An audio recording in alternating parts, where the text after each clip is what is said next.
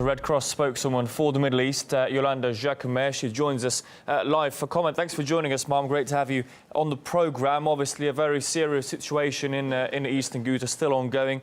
How would you assess what's going on there on the ground right now? The situation on the ground is catastrophic. As you mentioned, there was a humanitarian convoy on Thursday. We entered together with the Syrian Arab Red Crescent and the UN, bringing food for 26,000 people in the main town of Douma. Our President, Mr. Maurer, was with that convoy, and he spoke to the people there. He found exhaustion and despair. Families would actually start sobbing after a few sentences.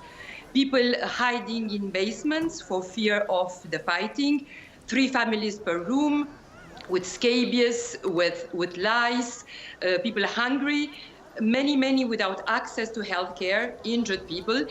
So what we need is indeed to be able to go back as soon as possible with humanitarian convoys for those remaining inside eastern Ghouta. At the same time, as of today, together with the Syrian Arab Red Crescent, we are bringing emergency aid to the people who have fled, who are now accommodated in 2 camps close to Damascus. We brought food for 20,000 people. We're also bringing bulk food to collective kitchens, and as of tomorrow, medical supplies as well. At the same time, we are also very concerned, as Mr. Al-Zatari was saying, about the situation in Afrin, where reportedly civilians are also under fire and also without protection. And just in terms of those humanitarian corridors established now, we understand over 40,000 people have left via those routes. How are they working? Are they effective in getting those civilians out of danger and into an area they can get the help they need? What is important to remind is that humanitarian corridors have to be established with an agreement from all sides, but clearly whatever can bring respite to the people and bring them to safety, to a place where they have access to food, to protection, to shelter, and to medical care is welcome. We have also reminded all the parties 3 days ago about international rules in terms of evacuation. People who leave a conflict area have to do so by their own free will, but if they choose to stay for whatever reason, they keep being protected. The core rule here being that civilians clearly are not a target.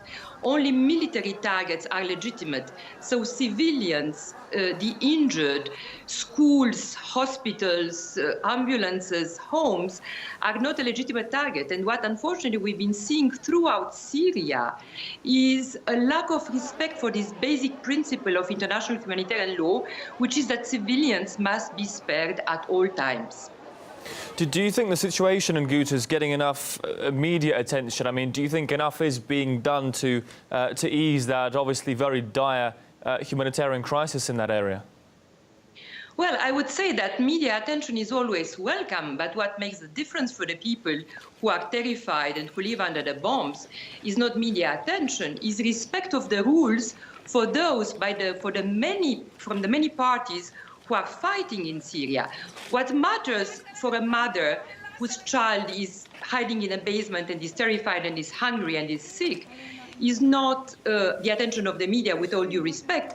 What matters is the fact that those fighting should respect the child, should make sure that the child is still alive tomorrow, should allow humanitarian convoys in with the food and the medicine that that child needs to be still thriving the following day.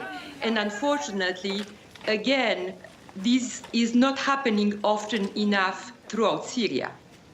You're quite right. Obviously, both sides in that conflict have been accused of various breaches of international law, of crimes, etc. But just going back to that question of civilian evacuations, I mean, 44,000, that's a very large number. Do you think aid agencies are able to cope with that large exodus of people that are leaving the area? What I hear from my colleagues is that certainly the situation is still in flux. By definition, when you have large numbers of people arriving all at the same time, all in dire need of help, you need days and days for things to fall into place. But certainly everybody now is putting an effort for the people evacuated. At the same time, let me repeat that we also need to be able to get in with convoys into eastern Ghouta for those remaining, and equally into Afrin, which is where again there has been a very serious escalation of the fighting. And again in Afrin, in the north of Syria, you have tens and hundreds of thousands of civilians who are in dire need of assistance and of protection from the fighting. And of course, your organisation is doing a crucial role there in easing some of that very dire hardship, that very serious situation there. Iolanda Jaquemet from the Red Cross there, bringing us the latest on Eastern Ghouta. Thanks so much for coming on today.